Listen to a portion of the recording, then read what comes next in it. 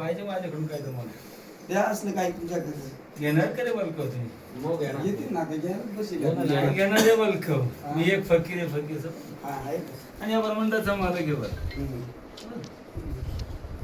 माझ्याकडे देण्यासाठी भरपूर काही बल्क